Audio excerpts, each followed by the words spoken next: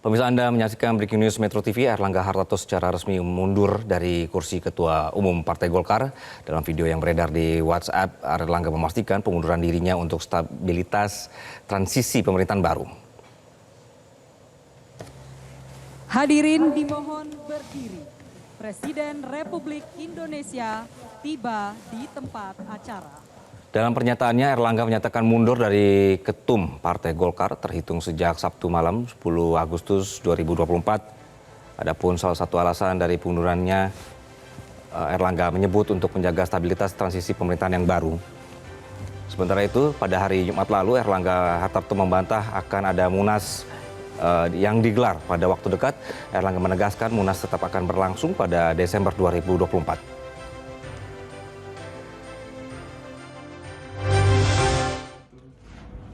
Assalamualaikum warahmatullahi wabarakatuh. Selamat pagi para kader Partai Golkar yang saya cintai. Saya Erlangga Hartarto, setelah mempertimbangkan dan untuk menjaga keutuhan Partai Golkar dalam rangka memastikan stabilitas transisi pemerintahan yang akan terjadi dalam waktu dekat, maka dengan mengucapkan Bismillahirrohmanirrohim serta atas petunjuk Tuhan Yang Maha Besar, maka dengan ini saya menyatakan pengunduran diri sebagai Ketua Umum DPP Partai Golkar. Pengunduran diri ini terhitung sejak semalam, yaitu Sabtu 10 Agustus 2024. Selanjutnya sebagai partai besar yang matang dan dewasa, DPP Partai Golkar akan segera menyiapkan mekanisme organisasi sesuai dengan ketentuan ADART organisasi yang berlaku. Semua proses ini akan dilakukan dengan damai, tertib, dan dengan menjunjung tinggi marwah Partai Golkar. Demokrasi harus kita kawal dan kita kembangkan terus-menerus. Partai politik adalah pilar demokrasi kita. Indonesia adalah negeri besar. Kita harus memastikan bahwa demokrasi kita terus berjalan dari satu generasi ke generasi berikutnya. Partai Golkar sejauh ini telah menjadi kebanggaan kita semua, serta menjadi kekuatan terdepan demokrasi Indonesia. Selama 60 tahun, kita telah membuktikan semua itu. Di dalam pemilu legislatif 2024, kita telah bersama-sama menaikkan pencapaian partai kita dengan merebut 102 kursi DPR RI, serta ratusan, bahkan ribuan kursi parlemen di berbagai tingkat pemerintahan dari Sabang sampai Merauke. Dengan keringat bersama serta dengan tekad bersama, Partai Golkar berhasil melakukan transformasi menjadikan dirinya sebagai kebanggaan seluruh kader kita. Selain itu, dalam Pilpres yang lalu, kita berhasil memberikan kontribusi besar dalam kemenangan pasangan Bapak Prabowo Subianto dan Mas Gibran Rakabuming Raka. Dan untuk mengetahui situasi terkini dari kantor DPP Partai Golkar, sudah ada jurnalis Metro TV Anwar Fuadi di sana. Anwar, selamat siang. Bagaimana kondisi terkini di kantor DPP Golkar ini pasca pengunduran diri Erlangga Hartarto? Ya, pasca pengunduran diri Erlangga Hartarto, bisa Anda lihat di belakang saya kondisi terkini di DPP Partai Golkar yang ada di Selipi, Jakarta Barat. Ini dijaga ketat oleh sejumlah orang, baik itu dari pihak keamanan dari kantor DPP Golkar ini ataupun juga dari organisasi sayap Partai Golkar. Bisa Anda lihat di sini pengamanan ini cukup ketat begitu ya, dan kami juga mencoba untuk masuk ke dalam dan bertanya apakah akan ada agenda pengumuman lebih lanjut terkait dengan pengunduran diri Erlangga Hartarto. Namun mereka hanya mengatakan bahwa untuk sementara memang mereka diminta untuk melakukan penjagaan ketat di DPP Partai Golkar ini. Kami tidak bisa memantau secara langsung apakah ada aktivitas di dalam atau tidak, namun yang pasti tadi terlihat ada sejumlah mobil yang terparkir di sana.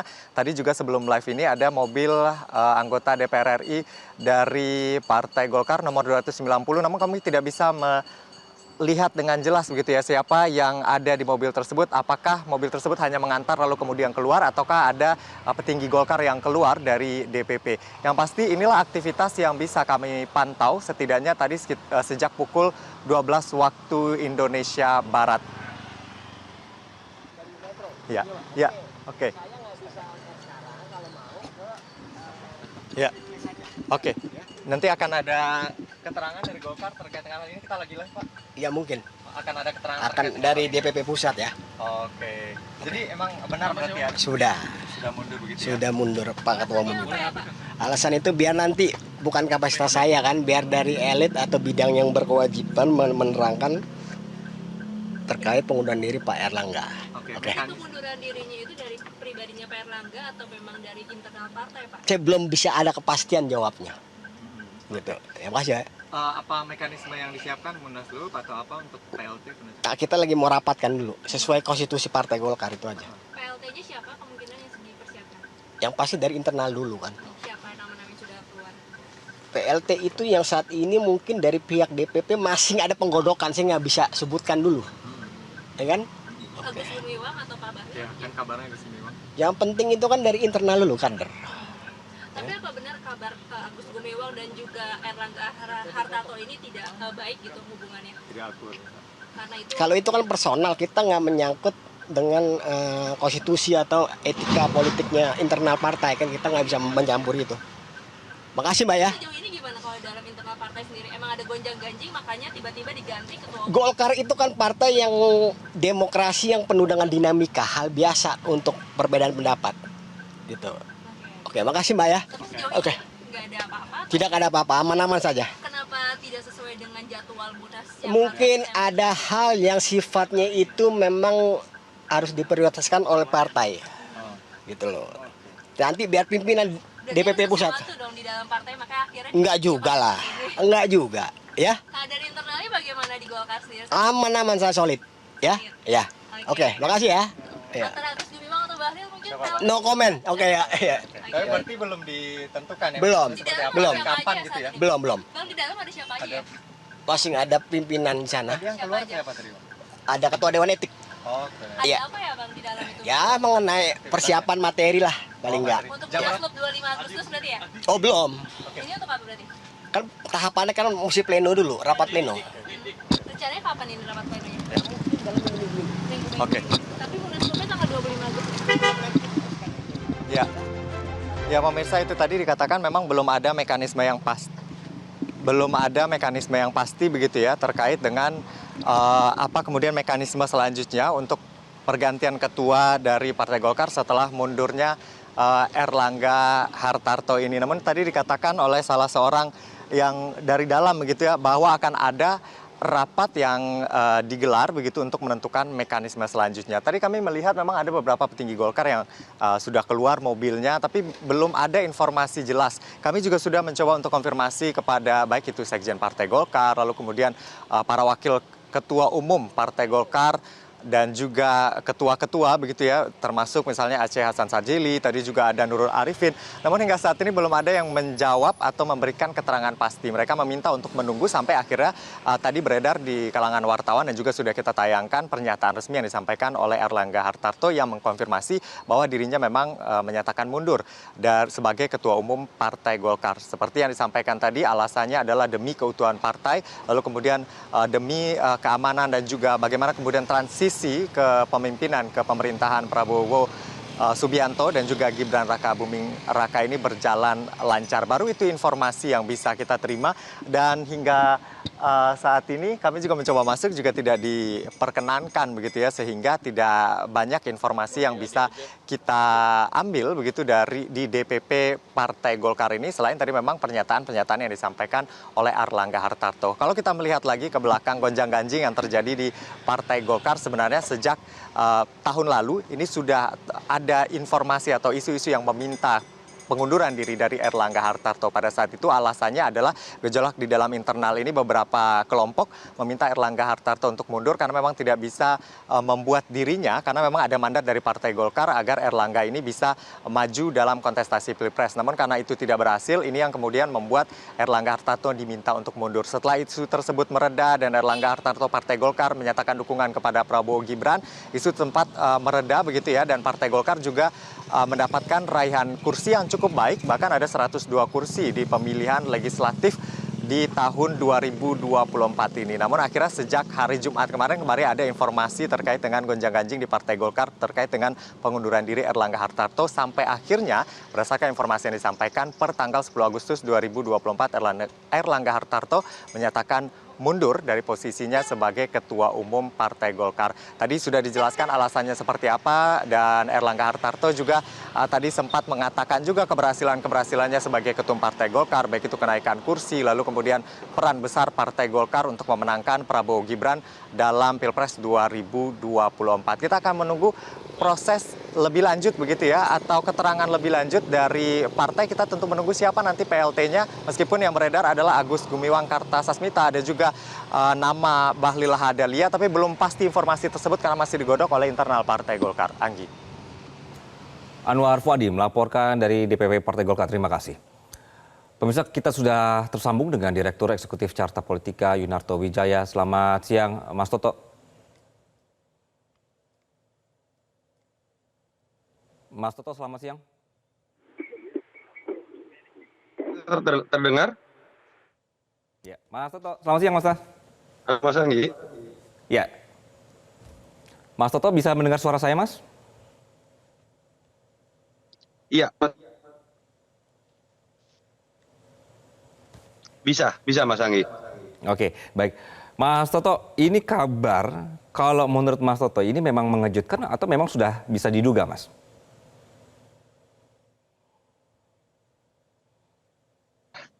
Ya, dari sisi timeline tentu saja mengejutkan ya, karena memang tiba-tiba sekali hari ini beredar isu, lalu kemudian sudah beredar juga video pernyataan pengunduran diri Mas Erlangga. Tapi tentu saja isu-isu ini tidak bisa kita lihat berdiri sendiri.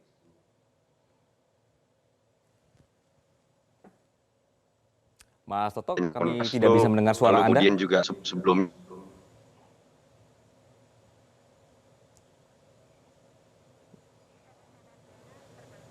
Baik, Mas Toto, nanti kami akan kembali ke Anda. Kami akan putarkan kembali, pemirsa, pernyataan dari Erlangga Hartarto berkenaan dengan mundur dari Partai Golkar. Assalamualaikum warahmatullahi wabarakatuh. Selamat pagi para kader Partai Golkar yang saya cintai. Saya Erlangga Hartarto, setelah mempertimbangkan dan untuk menjaga keutuhan Partai Golkar dalam rangka memastikan stabilitas transisi pemerintahan yang akan terjadi dalam waktu dekat, maka dengan mengucapkan Bismillahirrahmanirrahim serta atas petunjuk Tuhan Yang Maha Besar, maka dengan ini saya menyatakan pengunduran diri sebagai Ketua Umum DPP Partai Golkar. Pengunduran diri ini terhitung sejak semalam, yaitu Sabtu 10 Agustus 2024. Selanjutnya sebagai partai besar yang matang dan dewasa, DPP Partai Golkar akan segera menyiapkan mekanisme organisasi sesuai dengan ketentuan ADART organisasi yang berlaku. Semua proses ini akan dilakukan dengan damai, tertib, dan dengan menjunjung tinggi marwah Partai Golkar. Demokrasi harus kita kawal dan kita kembangkan terus-menerus. Partai politik adalah pilar demokrasi kita. Indonesia adalah negeri besar. Kita harus memastikan bahwa demokrasi kita terus berjalan dari satu generasi ke generasi berikutnya. Partai Golkar sejauh ini telah menjadi kebanggaan kita semua, serta menjadi kekuatan terdepan demokrasi Indonesia. Selama 60 tahun, kita telah membuktikan semua itu. Di dalam pemilu legislatif 2024, kita telah bersama-sama menaikkan pencapaian partai kita dengan merebut 102 kursi DPR RI, serta ratusan, bahkan ribuan kursi parlemen di berbagai tingkat pemerintahan dari Sabang sampai Merauke. Dengan keringat bersama, serta dengan tekad bersama, Partai Golkar berhasil melakukan transformasi menjadikan dirinya sebagai kebanggaan seluruh kader kita. Kami kembali menyapa pengamat politik Yunarto Wijaya. Mas Toto, selamat siang. Selamat siang Mas Anggi, sorry keputus-putus tadi Zoom-nya ya. Ya, ini sudah lebih terdengar jelas, Mas. Mas, jadi ini saya ulangi pertanyaannya, Mas. Jadi memang ini mengejutkan atau memang sudah bisa diduga, Mas? Ya, dari sisi waktu mengejutkan tentu saja. Tapi kan sebetulnya agak sulit untuk kita tidak mengkaitkan ini dengan isu-isu dari dulu terkait dengan Munaslup. Dipercepat dari rencana Munas di bulan Desember. Lalu kemudian mungkin saja orang kemudian akan mengkaitkan dengan dulu ada gosip mengenai apakah Pak Jokowi dan keluarganya akan masuk mengambil alih Partai Golkar. Kita tidak tahu ya apa yang sekarang sedang terjadi, tapi tetap dari pernyataan Erlangga Hartarto saya tidak melihat ada argumentasi yang jelas yang kemudian bisa menjelaskan secara gamblang apa sih penyebab kemunduran Erlangga. Bahkan ada sebuah kalimat yang di awal itu menurut saya jadi menarik. Demi keutuhan partai dan stabilitas pemerintahan ke depan. Artinya keberadaan Erlangga kan dianggap akan memecah belah Partai Golkar. Kalau dianggap memecah belah berarti ada pihak lain yang ingin mengambil alih Partai Golkar. Dan keberlangsungan stabilitas pemerintahan Prabowo Gibran ke depan berarti ada yang merasa bahwa Erlangga ini tidak menjadi bagian satu kesatuan dari pemerintahan Prabowo Gibran. Dan apa sih yang kemudian bisa kita garis bawahi sama sebenarnya dengan pro kontra terkait pilkada belakangan baik itu DKI, Jawa Barat. Saya berharap tidak ada sebuah upaya intervensi dari kekuasaan yang merasa melebihi partai sehingga kemudian kedaulatan partai baik dalam konteks menjalankan ADART-nya, menjaga pemerintahan di partainya ataupun dalam pengambilan keputusan pilkada itu diambil alih oleh sosok-sosok atau pihak-pihak yang merasa lebih tinggi dari partai. Kalau itu yang terjadi, bukan hanya Golkar yang mungkin mengalami situasi seperti ini bisa jadi sebuah template yang akan terjadi pada partai-partai lain. Oke, Mas Toto, kalau misalnya memang menurut Anda tadi Erlangga ini mungkin saja dianggap mengganggu pihak lain, kenapa pada saat ini dia yang mengundurkan diri, Mas, bukannya bertahan? Ya artinya kan kekuatan lain itu lebih besar.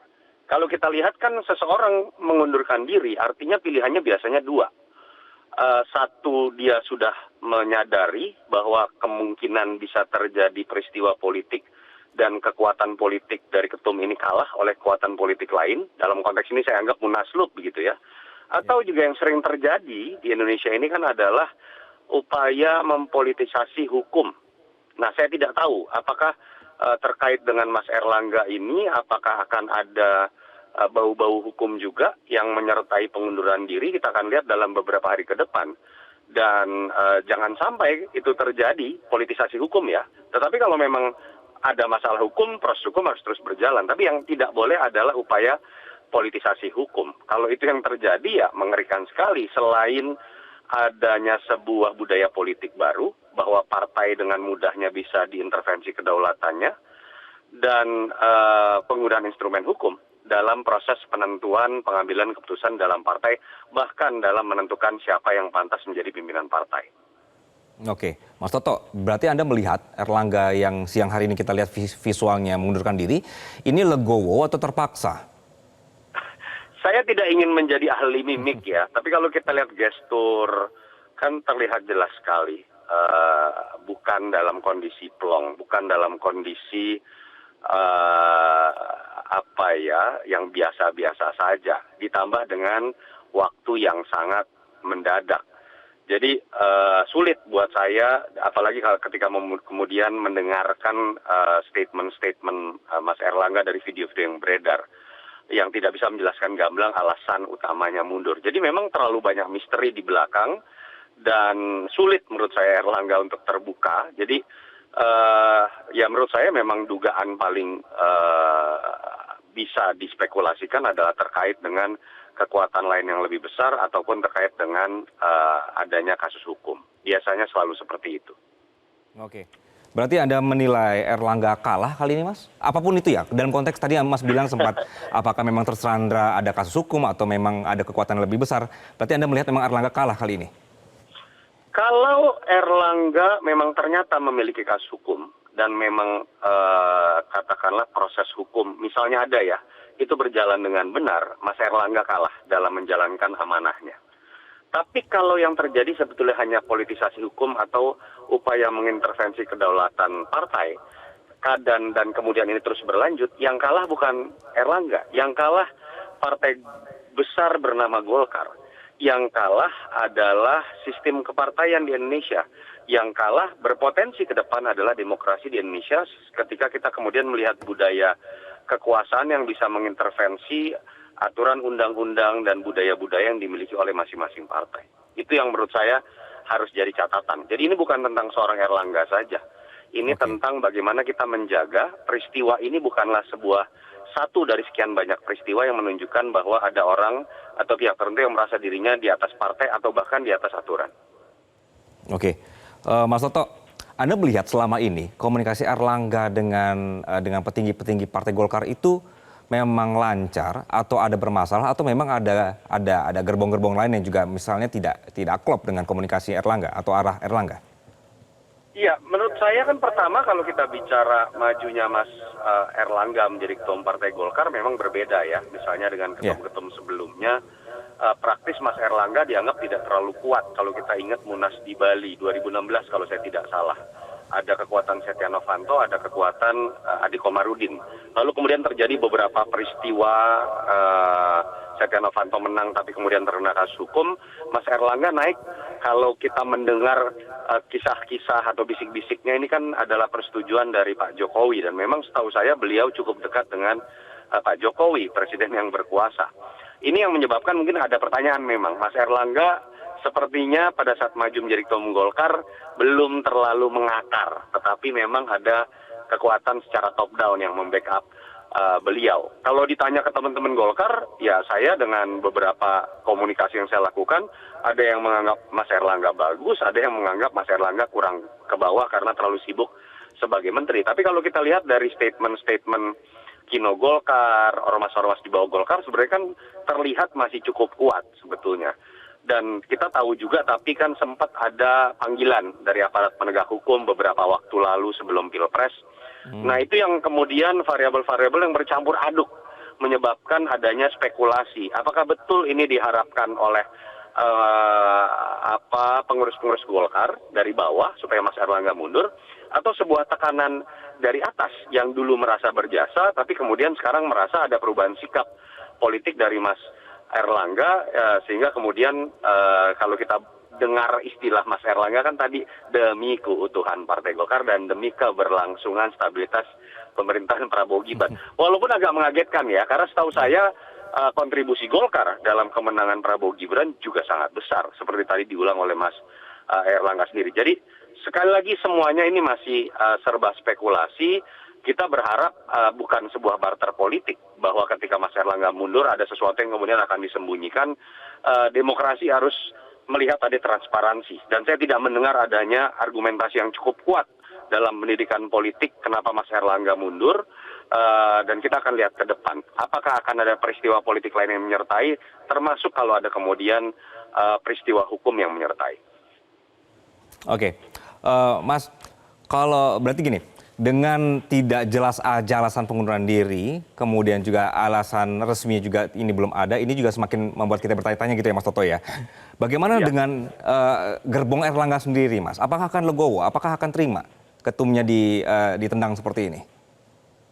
Ya kalau saya sih, kalau betul ya, kita kan semua hanya menduga. Kalau betul ada upaya pengobok-obokan dari luar Golkar, saya melihat ya partai sebesar dan setua Golkar harusnya berani mengambil sikap melawan upaya intervensi itu. Kalau betul ada upaya intervensi ya. Tapi kalau memang Mas Erlangga dengan beban politik atau beban hukum andai kata ada dianggap memang menjadi beban buat partai Golkar, ya itu sah-sah saja secara organisasi. Kemudian keputusan ini dianggap lebih baik. Tapi kan kita kagetnya ini kan kemarin-kemarin kok seakan-akan DPD masih mendukung, ada pertemuan di Bali beberapa bulan lalu seingat saya. Lalu kemudian Kino, ormas di bawah Golkar, underbawah Golkar juga masih menyatakan mendukung. Lalu ada apa gitu kan? Ini yang jangan sampai menjadi peristiwa yang tertutup. Segala sesuatu disembunyikan di belakang. Entah itu dalam konteks peristiwa politik atau peristiwa hukum. Saya berharap selanjutnya kalau Mas Erlangga ada dalam posisi yang tidak bebas ruang geraknya untuk mengungkapkan alasan pengunduran dirinya, paling tidak dari kubu Mas Erlangga ada yang berani membuka fakta politik apa yang terjadi, termasuk juga pihak penegak hukum. Apabila betul ada dugaan terkait dengan peristiwa hukum juga harus terbuka. Jangan segala sesuatunya dimainkan di panggung belakang dan publik hanya disertai oleh pernyataan-pernyataan normatif. Ini berlaku baik dalam konteks transparansi buat para pemilih Golkar, kader Golkar, termasuk juga seluruh masyarakat di Indonesia ketika melihat peristiwa politik itu adalah bagian dari pendidikan politik dan hak mereka untuk mengetahui peristiwa yang sungguhnya. Oke. Mas, beberapa koalisi atau juga pernyataan dari Erlangga seputar arah koalisi ke depannya begini. Apakah nanti ketika sekarang akhirnya mundur, ini berarti semua harus kocok ulang, Mas? Iya, yang pasti kan biasanya akan ada PLT ya. Saya tidak tahu siapa yang akan jadi PLT. Rumor terdengar Mas AGK, Agus Gumiwang Kartasasmita. Dan harus ada hal-hal yang diselesaikan secara legal formal. Contoh yang ada di depan mata itu kan terkait dengan rekomendasi dalam pilkada. Waktunya sangat dekat loh, 27 Agustus itu masa pendaftaran. Pertanyaan selanjutnya kan adalah yang selama ini rekomendasi sudah diberikan didasarkan pada tanda tangan Ketua Umum dan Sekjen, lalu bagaimana memastikan bahwa legalitas penandatanganan, saya tidak tahu apakah nanti oleh PLT bisa dianggap langsung sah atau tidak. Hal-hal seperti itu akan ada di depan mata. Jadi tentu saja kita berharap bahwa tidak ada sebuah gonjang-ganjing yang berpengaruh terhadap peristiwa politik lain, termasuk dalam hal ini misalnya pilkada. Tapi biasanya kalau terkait pertanyaan Mas Anggi proses ke depan seperti apa, biasanya akan ada PLT dan mungkin akan dilakukan munaslup dalam waktu dekat misalnya untuk kemudian memilih calon pemimpin. Dan dari arah munaslup ke depan kita nanti bisa lihat tuh sebenarnya siapa sih yang ada di belakang ini, siapa sih yang kemudian memiliki ambisi untuk mengganti Erlangga dan siapa di belakangnya. Kalau kemudian peristiwanya tidak dibuka pun, kita bisa mulai menerka dan menganalisis sebetulnya siapa pihak-pihak yang bermain dalam peristiwa politik hari ini. Baik, Kak Mas Toto ditahan dulu, kami akan putarkan kembali. Ini sudah ada video resminya Mas dari Partai Golkar seputar pengunduran diri dari Erlangga. Assalamualaikum warahmatullahi wabarakatuh. Selamat pagi para kader Partai Golkar yang saya cintai. Saya Erlangga Hartarto, setelah mempertimbangkan dan untuk menjaga keutuhan Partai Golkar dalam rangka memastikan stabilitas transisi pemerintahan yang akan terjadi dalam waktu dekat, maka dengan mengucapkan Bismillahirrahmanirrahim, serta atas petunjuk Tuhan Yang Maha Besar, maka dengan ini saya menyatakan pengunduran diri sebagai Ketua Umum DPP Partai Golkar. Pengunduran diri ini terhitung sejak semalam, yaitu Sabtu 10 Agustus 2024. Selanjutnya sebagai partai besar yang matang dan dewasa, DPP Partai Golkar akan segera menyiapkan mekanisme organisasi sesuai dengan ketentuan ADART organisasi yang berlaku. Semua proses ini akan dilakukan dengan damai, tertib, dan dengan menjunjung tinggi marwah Partai Golkar. Demokrasi harus kita kawal dan kita kembangkan terus-menerus. Partai politik adalah pilar demokrasi kita. Indonesia adalah negeri besar. Kita harus memastikan bahwa demokrasi kita terus berjalan dari satu generasi ke generasi berikutnya. Sebagai seorang pribadi bersama seluruh keluarga saya, dari hati yang terdalam saya mengucapkan terima kasih yang tulus kepada begitu banyak pihak yang telah bekerja sama, membantu membesarkan partai yang kita cintai bersama. Saya yakin seluruh prestasi yang telah kita capai bersama sejauh ini akan terus dilanjutkan dengan lebih baik lagi. Secara khusus saya ingin berterima kasih kepada Bapak Presiden Joko Widodo dan Bapak Wapres Kiai Haji Ma'ruf Amin. Demikian pula terima kasih saya sampaikan kepada Presiden terpilih Bapak Prabowo Subianto dan Wakil Presiden terpilih Mas Gibran Rakabuming Raka. Kepada para senior Golkar khususnya Bapak Yusuf Kala, Bapak Abu Rizal Bakri, Bapak Luhut Binsar Panjaitan, Bapak Akbar Tanjung, Bapak Agung Laksono, serta Bapak Muhammad Hatta. saya juga mengucapkan beribu terima kasih atas kerjasama, dukungan, dan bimbingan yang diberikan kepada kami. Kepada jajaran pengurus DPP Partai Golkar, serta kepada seluruh pimpinan partai kita di tingkat provinsi, kota, dan kabupaten, saya percaya dapat terus menjaga soliditas dan kesinambungan Partai Golkar yang kita cintai ini. Pada kesempatan ini, perkenankanlah saya untuk menyampaikan kebanggaan saya atas dukungan dan persahabatan yang tulus selama ini. Hanya terima kasih yang dalam yang bisa saya haturkan dalam saat seperti ini. Khususnya kepada kader dan simpatisan Partai Golkar, saya menghimbau untuk terus merawat partai kita dengan penuh semangat dan optimisme. Saya yakin Partai Golkar akan terus melangkah ke depan dan memberi kontribusi positif bagi tanah air yang kita cintai.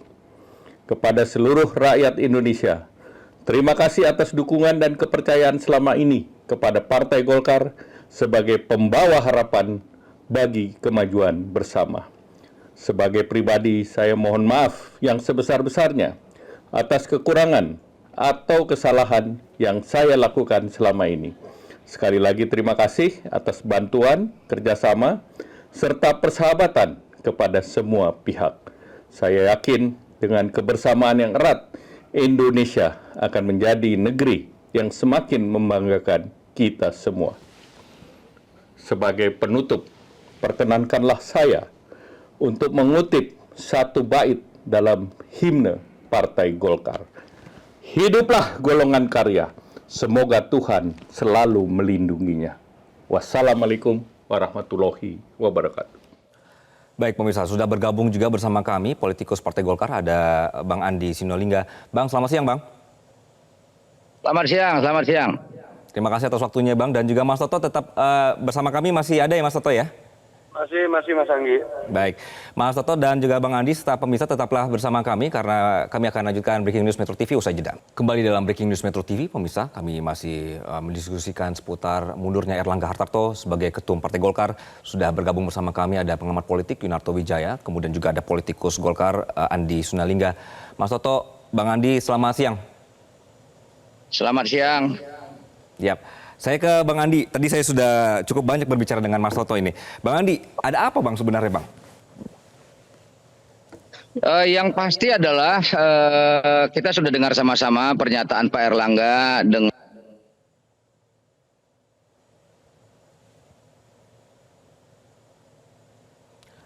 Bang Andi, komunikasinya sepertinya terputus Bang Andi.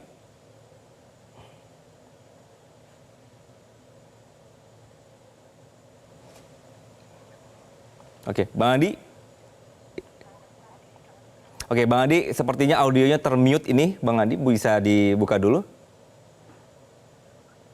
berproses melakukan konsolidasi yang makin kuat untuk kebaikan Partai Golkar ke depan. Dan itu kan dimention tadi oleh Pak Erlangga, bahwa keutuhan partai itu jauh lebih penting, kepentingan kesinambungan pemerintahan besok juga bisa berjalan dengan baik, dan sehingga masyarakat bisa merasakan sesuatu yang bermanfaat nantinya, yang jauh lebih bermanfaat. Oke, Bang Andi, izin, tadi sempat terputus sedikit audionya Bang Andi, jadi tidak ada alasan apapun Bang yang dijelaskan kenapa tiba-tiba harus mundur? Tidak ada alasan apapun demi kebaikan dan keutuhan Partai Golkar. Oke. Dan terkait latar belakangnya, Pak Erlangga bisa lebih pas Pak Erlangga yang mengkomunikasikan. Tapi ini semua demi keutuhan Partai Golkar, dan seperti yang kita tahu di internal Partai Golkar ya sudah berproses panjang melalui dinamika politik yang ada, dan ini menurut saya adalah cara yang terbaik gitu untuk melakukan konsolidasi partai ke depan yang lebih baik. Oke. Bang, kalau ini tolong diluruskan kalau saya salah. Seharusnya kan ada Munas ya Bang ya, Desember 2024 begitu.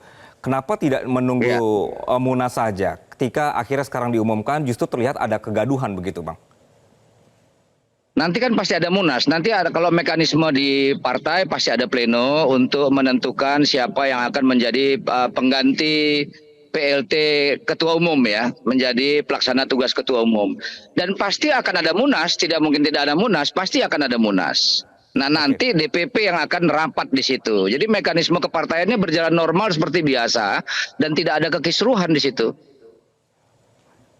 Oke, Bang, tapi kan sebenarnya ya dari sisi prestasi juga Golkar oke begitu dari hasil kemarin dari pilkada atau juga pemilu kemarin begitu, nggak ada masalah.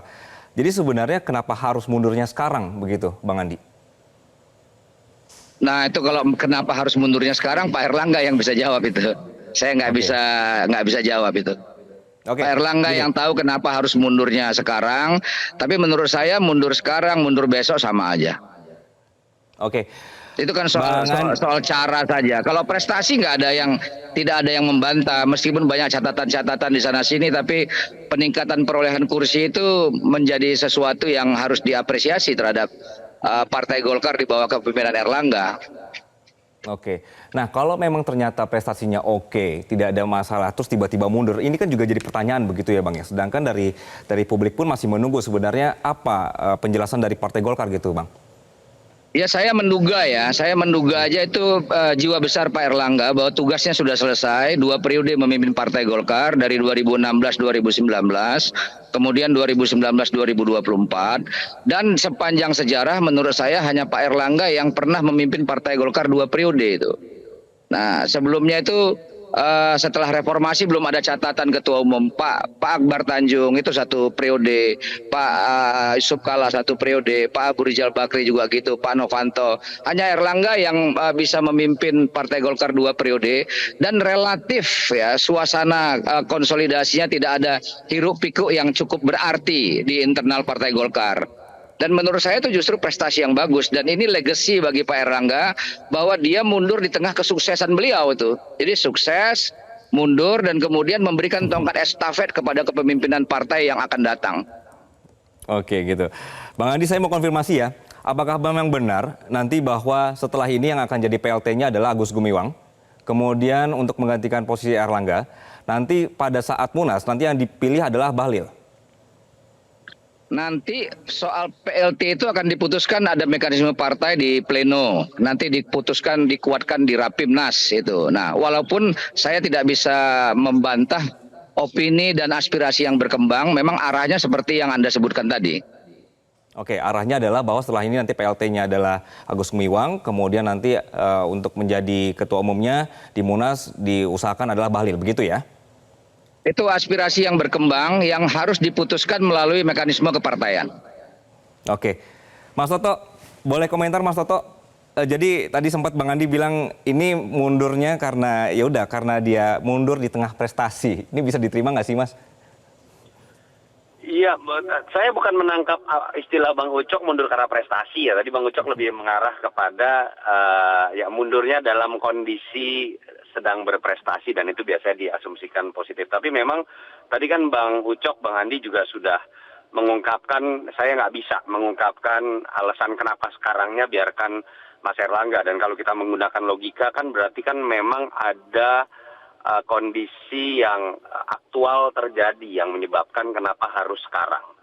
Dan kalau ditanya dalam logika politik ya biasanya yang pertama adalah memang ada dorongan dari bawah supaya Mas Erlangga untuk mengundurkan diri. Itu kemudian menjelaskan masalah keutuhan tadi. Tapi kan akan timbul pertanyaan, salah apa Mas Erlangga secara politik dalam konteks konsolidasi internal di Partai Golkar? Itu yang tidak terjawab. Yang kedua ya kalau kita bicara mengenai spekulasi, orang sering menganggap bahwa pengunduran diri itu kan biasanya terjadi karena ada sesuatu yang menimpa pribadi dari ketua umum tersebut. Dan biasanya ini terkait dengan peristiwa hukum. Peristiwa hukum ini kan kita tidak tahu juga apakah betul adalah sebuah proses hukum yang biasa-biasa saja. Kalau itu betul yang terjadi, berarti memang kebesaran hati seorang Erlangga walaupun terpaksa mundurkan diri sehingga tidak menambah beban pribadinya secara hukum, tidak kemudian menjadi beban dari partainya. Tapi kalau yang terjadi adalah dugaan mengenai politisasi hukum, itu yang paling berbahaya. Artinya kita bukan hanya berbicara tentang seorang Erlangga, bukan hanya berbicara mengenai Partai Golkar, tapi kita melihat sebuah budaya baru yang bisa mengintervensi kedaulatan partai tadi. kita tidak tahu mana yang benar, semua masih dugaan, kira-kira seperti itu Mas Andi. Oke, Mas Toto, dengan adanya informasi yang berkembang bahwa nanti PLT-nya adalah Agus Gumiwang, kemudian nanti ujung-ujungnya ke Bahlil begitu, tanggapan Anda? Kalau terkait dengan PLT Mas AGK, Mas Agus Gumiwang, saya pikir tidak mengagetkan ya. Kalau kita lihat misalnya dalam konteks senioritas, dalam konteks nama besar, bukan hanya Mas Agus Gumiwang, tapi nama besar ayahnya juga. Dulu paling tidak dianggap sangat dekat dengan Mas Erlangga, saya pikir, dan dianggap dekat juga dengan Pak Prabowo, saya pikir tidak mengagetkan. Yang mungkin akan menimbulkan banyak spekulasi kalau ujungnya adalah Mas Bahlil. Mas Bahlil kita tahu sosok yang mungkin memiliki KTA Golkar, tapi dalam konteks sepak terjang berpolitik, karir berpolitik, dia bukan kader Partai Golkar yang sudah naik anak tangga yang biasanya dianggap mencukupi untuk menjadi seorang ketua umum Partai Golkar. Tapi di sisi lain kan juga menarik, Bahlil dianggap orang yang sangat dekat dengan Jokowi saat ini misalnya. Sehingga memang tetap ada kesan untuk level partai kader seperti Golkar terkesan dipaksakan atau top down lah, bukan bottom up seperti nama-nama ketua umum sebelumnya. Dan itu menurut saya akan makin menambah kecurigaan bahwa Partai Golkar saat ini sedang tidak berdiri sendiri dan berdaulat dengan aturan yang dimilikinya. Tapi memang ada kekuatan besar yang kemudian ingin menempatkan sosok tertentu menggantikan sosok Erlangga. Baik, karena menurut Anda jadi dengan partai sebesar ini biasanya tuh nama itu muncul dari bawah ya, Mas Toto ya, bukan tiba-tiba muncul dari atas. Oke. Ini partai kader. Walaupun ada dua identitas. Golkar ini di satu sisi partai kader yang sangat bisa menggunakan SOP bottom up gitu ya. Tetapi di sisi lain kita tahu juga partai ini sangat dekat dengan kekuasaan dalam sejarahnya, sehingga ada sebuah mitos tuh yang mengatakan bahwa kalau mau nerka siapa yang akan jadi ketua umum Golkar dalam Munas berikut, ya sudah terka saja siapa presiden, presiden maunya siapa, presiden dekatnya dengan siapa. Nah, presiden ini siapa? Saya belum bisa menyimpulkan apakah presiden dalam konteks presiden saat ini bernama Jokowi atau dalam konteks presiden terpilih bernama Prabowo. Oke, Bang Andi, apakah memang benar Bang ada dorongan supaya Pak Erlangga ini mundur aja dari internal? Mundurnya Pak Erlangga itu atas kesadaran beliau sendiri, dan itu tadi sudah dia sampaikan kan, satu. Nah yang kedua, saya ingin memberikan catatan terhadap penyebutan nama Bahlil oleh Toto ya. Bahlil itu kader Golkar dari bawah, dan dia pernah menjabat sebagai bendahara Golkar Provinsi Papua, DPD Provinsi Papua menjadi bendahara, dan saya beserta Bahlil itu pernah maju menjadi calon ketua umum Angkatan Muda Pembaharuan Indonesia AMPI pada tahun 2010 yang kebetulan dimenangkan oleh Debs Laksono. Jadi kita semua ini berproses ya dengan baik di Partai Golkar. Memang yang menjadi pembeda adalah saya mungkin lebih banyak dikenal orang sebagai fungsionaris atau kader Partai Golkar, Bahlil lebih banyak berkecimpung di dunia usaha. Sehingga kekentalannya secara persepsi misalnya umum sebagai kader Golkar itu tidak begitu menonjol. Tapi persepsi, tapi sebagai sebuah kader Golkar yang berproses di bawah, dia pernah menjadi pengurus Partai Golkar di Papua sampai ke tingkat bendahara partai itu. Nah itu disclaimer saya ya terhadap Toto yang menjelaskan bahwa Bahlil berproses. Nah yang ketiga soal bagaimana arus bawah nanti Partai Golkar. Nah ini saya benarkan apa yang disampaikan Toto. Memang nggak bisa kita hindari bahwa politik Golkar itu ada variabel di luar internal, dan saya kira hampir semua partai politik juga akan begitu. Ada variabel internal yang mempengaruhinya gitu. Nah kalau kita lihat misalnya bagaimana Munas Golkar sebelumnya 2019 terjadi aklamasi, kan juga ada kehendak di arus bawah, ada variabel eksternal yang ketemu itu. Nah yang ketemu sehingga terjadilah konklusi terpilih Pak Erlangga secara aklamasi. Nah hari ini saya kira juga memang kan tadi disampaikan oleh Pak Erlangga juga jelas dia sampaikan soliditas internal partai. Dia mention juga Pak Jokowi sebagai presiden hari ini dan Pak Prabowo sebagai presiden terpilih yang akan dilantik 20 Oktober mendatang, dan dia mengatakan demi kesinambungan pembangunan di Indonesia dan seterusnya. Menurut saya itu sudah tergambar dengan jelas ya bagaimana karakter Partai Golkar itu.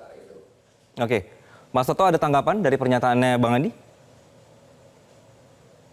Ya, sebenarnya sih irama ya, dalam artian tertentu Mas Andi, Bung Ucok mengakui lah bahwa dalam sejarahnya Partai Golkar, walaupun ada juga di partai-partai lain, variabel eksternal, kalau saya ingin mengatakannya adalah restu kekuasaan, ini akan sangat berpengaruh, apalagi untuk Partai Golkar, partai yang paling pernah lama berkuasa begitu. Dan dalam bahkan munas-munas yang terjadi pasca reformasi pun sulit untuk kita tidak menganalisis siapa yang menjadi ketua umum itu adalah orang yang direstui oleh kekuasaan, dan itu sah-sah saja dalam politik, walaupun harus memiliki batasan, jangan sampai itu kemudian melanggar kedaulatan yang dimiliki oleh sebuah partai. Terkait dengan Mas Bahlil misalnya, betul bahwa Mas Bahlil di level daerah sudah memiliki karir politiknya juga di Golkar. Tapi kalau kita bicara dalam konteks bukan hanya persepsi ya, kita bicara dalam konteks nama-nama lain kan sebenarnya dengan sangat mudah. Kalau kita bicara metode urut kacang, kalau kita bicara mengenai struktur dan sejarah, ada nama seperti Agus Gumiwang, ada nama seperti Bamsud, bahkan Bung Ucok tadi mengakui juga kalau dalam level persepsi Bung Ucok lebih dikenal sebagai orang yang lebih kuning gitu misalnya dibandingkan Bahlil. Artinya kan ini sebuah pengakuan juga bahwa ada variabel eksternal lain kalau betul ini mengarah ke Bahlil yang berpengaruh sangat besar dalam proses munculnya nama Bahlil ini. Dan itu sah-sah saja. Yang menjadi bermasalah kalau kemudian peristiwa-peristiwa yang terjadi hari ini, misalnya mundurnya Erlangga, atau kemudian proses nanti penentuan PLT, atau hasil munas ke depan, itu bukan berasal dari bottom up, memang dorongan dari bawah, tetapi kemudian awalnya adalah sesuatu yang sifatnya top down, keinginan pihak tertentu di atas partai, di luar Partai Golkar, yang ujungnya menginginkan sosok tertentu jadi, dan itu harus dimulai dengan memaksa, tanda kutip, ketua umum yang sekarang mengundurkan diri. Belum lagi kalau memang ada peristiwa di antaranya misalnya dipantik oleh adanya kasus hukum. Kalau betul kasus hukum ini dalam konteks penegakan hukum, kita harus dukung itu dilakukan, dan siapapun yang kemudian memang dianggap atau diduga terlibat, alangkah baiknya melepaskan diri dari embel-embel partai sehingga tidak menjadi bahan partai. Tapi kalau yang terjadi adalah politisasi hukum, itu yang menurut saya berbahaya buat sistem demokrasi kita. Oke, Bang Andi, nama Bahlil ini apakah memang muncul dari arus bawah? Saya menggunakan istilah Bang Andi ya. Ya banyak beberapa daerah yang saya dengar langsung memang muncul nama-nama, tidak hanya nama Bahlil, tidak hanya nama apa namanya yang dipopuler, ada Agus Gumiwang, ada Bambang Susatyo, ya. Tapi kalau kita lihat aspirasi kecenderungannya memang mengarah ke situ. Memang suara dari arus bawah begitu ya, Bang? Ya di Golkar ini kalau bawahnya tidak terkonsolidasi juga nggak bisa, kan sudah pernah terjadi kan? Sudah pernah terjadi bagaimana di tahun 2014, 15 itu kalau tidak terkonsolidasi dengan baik bawahnya juga akan ada turbulensi. Sehingga karena itu menurut saya sesuatu yang logis kalau ada gini ya, dia ada pertautan. Yang nggak boleh itu adalah ketika terjadi top down seperti dikatakan oleh Yunarto bahwa ada pemaksaan kehendak dari atas top down dan kemudian harus diikutin sampai ke bawah.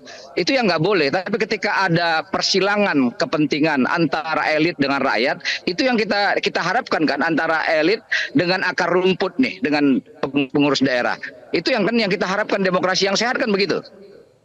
Oke, baik. Bang Andi, dalam komunikasi di partai sendiri begitu, dalam 2 periode bahkan begitu di partai sebesar Golkar ini, komunikasi antara Erlangga dengan petinggi partai lainnya ini memang aman-aman saja atau memang belakangan ini semakin berbeda, Bang Andi?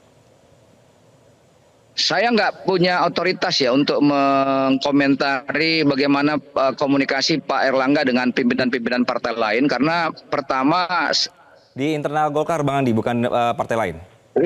Iya, saya sendiri nggak mengetahuinya Oh, dengan internal Partai Golkar bagus, saya kira bagus. Nggak ada masalah Bagus. gitu Bang ya?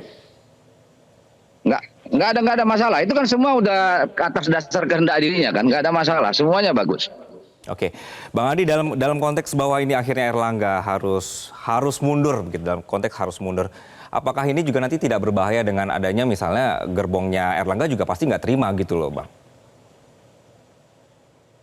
Saya kira mundurnya Pak Erlangga itu sudah terkonsolidasi ya saya kira. Oke. Dan kita sudah berkomunikasi dengan beberapa teman-teman yang memang menjadi katakanlah part of Pak Erlangga misalnya, jadi bagian dari Pak Erlangga. Kita juga komunikasi dan tidak ada sesuatu yang yang berpotensi menurut saya menimbulkan konflik. Dan sepanjang yang saya berkomunikasi semuanya legowo tuh. Dan ini semuanya mengatakan ini cara yang terbaik itu untuk kepentingan partai. Jadi saya nggak melihat tadi apa yang Anda sebutkan itu mengkhawatirkan. Oke, Pak Erlangganya sendiri legowo nggak, Bang?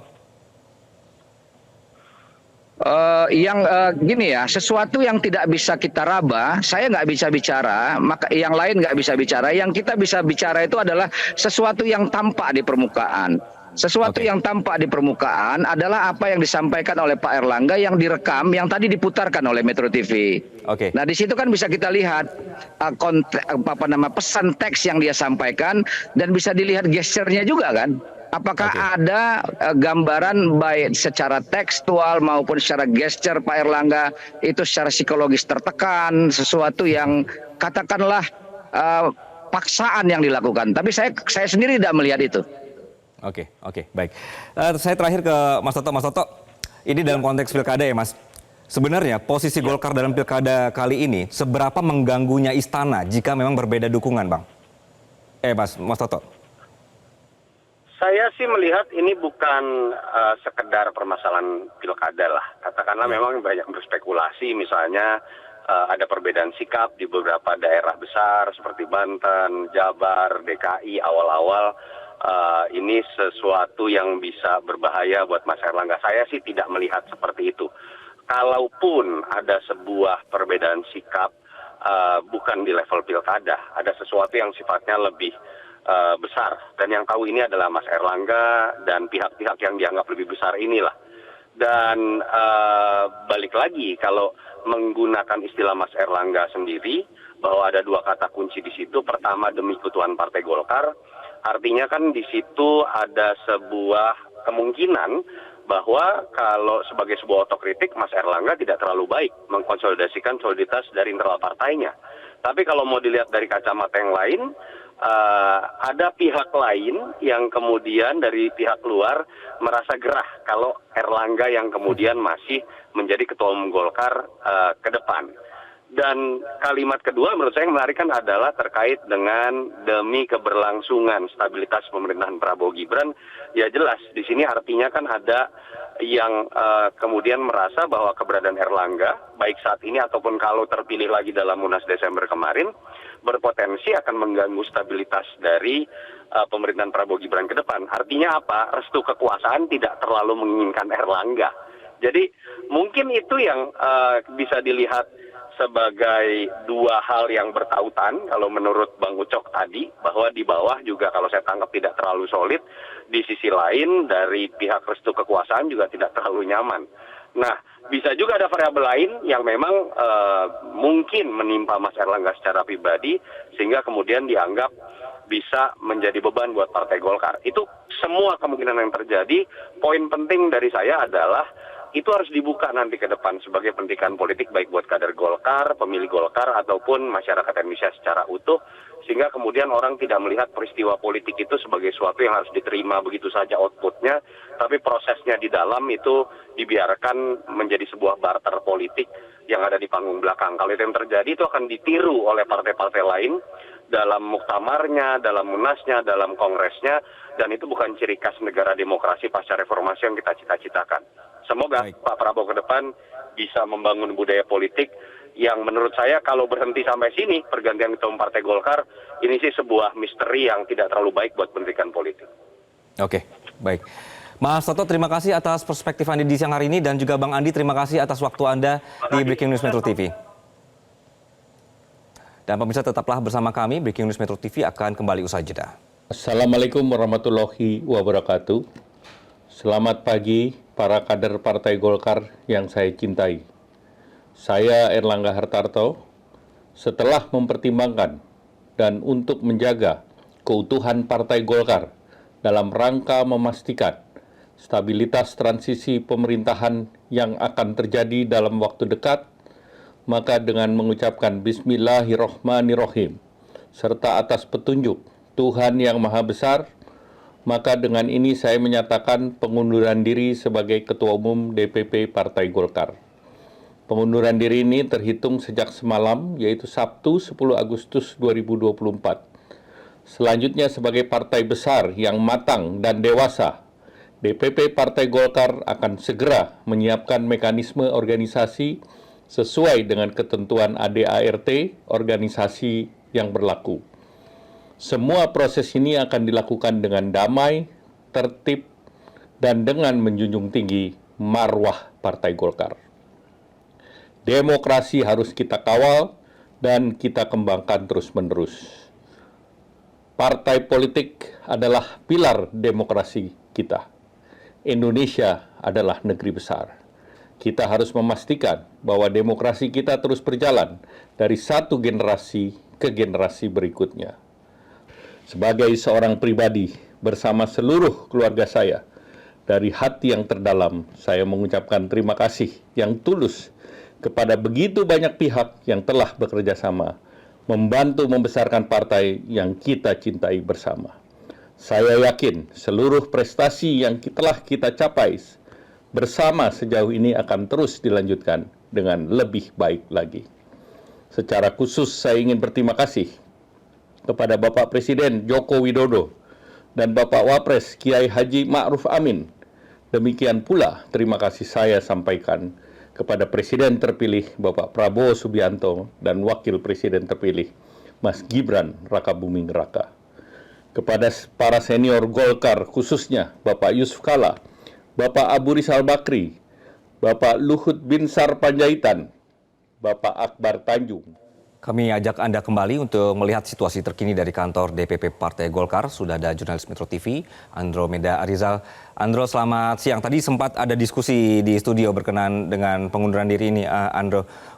Bagaimana tentang apa penyebabnya begitu ya? Namun ini juga masih belum bisa terjawab sebenarnya. Apa alasan pengunduran diri dari Erlangga Hartarto? Situasi di sana seperti apa, Andro?